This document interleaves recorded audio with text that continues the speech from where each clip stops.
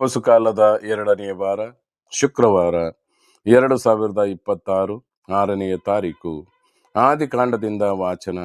ಅಧ್ಯಾಯ 37. ದೈವ ವಚನಗಳು 3-4, 12-13 ಮತ್ತು 17-28. ಜೋಸೇಫನು ಯಾಕೋಬನಿಗೆ ಮುಪ್ಪಿನಲ್ಲಿ ಹುಟ್ಟಿದ ಮಗ ಎಂದೇ ಯಾಕೋಬನಿಗೆ ಅವನ ಮೇಲೆ ಮಿಕ್ಕ ಮಕ್ಕಳಿಗಿಂತ ಮಿಗಿಲಾದ ಪ್ರೀತಿ. ಅಲಂಕೃತವಾದ ಒಂದು ನಿಲು ಅಂಗಿಯನ್ನು ಅವನಿಗೆ ಮಾಡಿಸಿಕೊಟ್ಟಿದ್ದ. ತಂದೆ ತನ್ನ ಎಲ್ಲ ಮಕ್ಕಳಿಗಿಂತ ಇವನನ್ನೇ ಹೆಚ್ಚಾಗಿ ಪ್ರೀತಿಸುವುದನ್ನು ಕಂಡು ಅಣ್ಣಂದಿರು ಆ ಜೋಸೇಫನನ್ನು ಹಾಗೆ ಮಾಡಿದರು. ಅವನೊಡನೆ ಸ್ನೇಹಭಾವದಿಂದಲೂ ಮಾತನಾಡದೆ ಹೋದರು.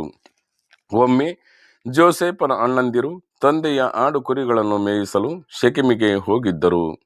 ಯಾಕೋಬನು ಜೋಸೇಫನಿಗೆ, ನಿನ್ನ ಅಣ್ಣಂದಿರು ಶೆಕೆಮಿನಲ್ಲಿ ಆಡು ಕುರಿಗಳನ್ನು ಮೇಯಿಸುತ್ತಿದ್ದಾರೆ ಅಲ್ಲವೇ? ನಿನ್ನನ್ನು ಕಳಿಸಬೇಕೆಂದಿದ್ದೇನೆ ಎಂದ. ಜೋಸೇಫನು ಅವರನ್ನು ಹುಡುಕುತ್ತಾ ಹೋಗಿ ದೋತಾನಿನಲ್ಲಿ ಅವರನ್ನು ಕಂಡ. ಅಣ್ಣಂದಿರು ಅವನನ್ನು ದೂರದಿಂದಲೇ ನೋಡಿದರು. ಅವನು ತಮ್ಮ ಬಳಿಗೆ ಬರುವಷ್ಟರೊಳಗೆ ಅವನನ್ನು ಕೊಲ್ಲಲು ಒಳಸಂಚು ಮಾಡಿಕೊಂಡರು. ಹಾಗೂ ಆ ಕನಸುಗಾರ ಬರುತ್ತಾ ಇದ್ದಾನೆ, ನಾವು ಅವನನ್ನು ಕೊಂದು ಈ ಬಾವಿಯೊಂದರಲ್ಲಿ ಹಾಕಿಬಿಡೋಣ, ಕಾಡು ಮೃಗ ಅವನನ್ನು ತಿಂದು ಬಿಟ್ಟಿತು ಎಂದು ಹೇಳಿದರೆ ಆಯಿತು. ಬನ್ನಿ, ಅವನ ಕನಸುಗಳು ಏನಾಗುತ್ತವೋ ನೋಡೋಣ ಎಂದು ಒಬ್ಬರಿಗೊಬ್ಬರು ಮಾತನಾಡಿಕೊಂಡರು.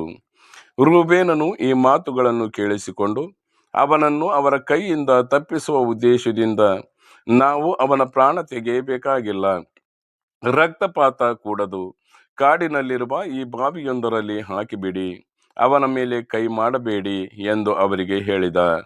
ಅವನನ್ನು ಅವರಿಂದ ತಪ್ಪಿಸಿ ತಂದೆಗೆ ಮತ್ತೆ ಒಪ್ಪಿಸಬೇಕೆಂಬ ಗುರಿ ರೂಬೇನನದಾಗಿತ್ತು. ಜೋಸೇಫನು ತನ್ನ ಅಣ್ಣಂದಿರ ಹತ್ತಿರಕ್ಕೆ ಬಂದಾಗ ಅವರು ಅವನ ಮೇಲಿದ್ದ ನಿಲುವಂಗಿಯನ್ನು ತೆಗೆದು ಬಿಟ್ಟರು. ಅವನನ್ನು ಹಿಡಿದು ಬಾವಿಯೊಳಗೆ ಹಾಕಿದರು. ಆ ಬಾವಿ ನೀರಿಲ್ಲದೆ ಬರಿದಾಗಿತ್ತು. ತರುವಾಯ ಅವರು ಊಟಕ್ಕೆ ಕುಳಿತುಕೊಂಡರು. ಅಷ್ಟರಲ್ಲಿ ಇಸ್ಮಾಯೇಲರ ಗುಂಪೊಂದು ಗಿಲ್ಯಾದಿನಿಂದ ಬರುವುದು ಅವರ ಕಣ್ಣಿಗೆ ಕಾಣಿಸಿತು. ಇವರು ತಮ್ಮ ಒಂಟೆಗಳ ಮೇಲೆ ಪರಿಮಳ ಪದಾರ್ಥ, ಸುಗಂಧ ತೈಲ, ರಸಗಂಧ ಇವುಗಳನ್ನು ಹೇರಿಕೊಂಡು ಈಜಿಪ್ಟಿಗೆ ಪ್ರಯಾಣ ಮಾಡುತ್ತಿದ್ದರು. ಆಗ ಯೆಹೂದನು ತನ್ನ ಅಣ್ಣ ತಮ್ಮಂದಿರಿಗೆ, ನಾವು ನಮ್ಮ ತಮ್ಮನನ್ನು ಕೊಂದು ಆ ಕೊಲೆಯನ್ನು ಮರೆಮಾಡಿದರೆ ಪ್ರಯೋಜನವೇನು? ಅವನನ್ನು ಆ ಇಸ್ಮಾಯೇಲರಿಗೆ ಮಾರಿಬಿಡೋಣ. ಬನ್ನಿ, ನಾವು ಅವನ ಮೇಲೆ ಕೈ ಹಾಕಬಾರದು, ಅವನು ನಮ್ಮ ತಮ್ಮನಲ್ಲವೇ, ರಕ್ತ ಸಂಬಂಧಿಯಲ್ಲವೇ ಎಂದು ಹೇಳಿದ. ಆ ಮಾತಿಗೆ ಅಣ್ಣ ತಮ್ಮಂದಿರು ಒಪ್ಪಿದರು. ಅಷ್ಟರಲ್ಲಿ ಮಿದ್ಯಾನಿನ ವರ್ತಕರು ಹಾದು ಹೋಗುತ್ತಿದ್ದರು. ಅವರು ಜೋಸೇಫನನ್ನು ಬಾವಿಯೊಳಗಿಂದ ಎತ್ತಿ ಈ ಇಸ್ಮಾಯೇಲರಿಗೆ 20 ಬೆಳ್ಳಿ ನಾಣ್ಯಗಳಿಗೆ ಮಾರಿಬಿಟ್ಟರು. ಇವರು ಅವನನ್ನು ಈಜಿಪ್ಟ್ ದೇಶಕ್ಕೆ ತೆಗೆದುಕೊಂಡು ಹೋದರು. ಪ್ರಭುವಿನ ವಾಕ್ಯ.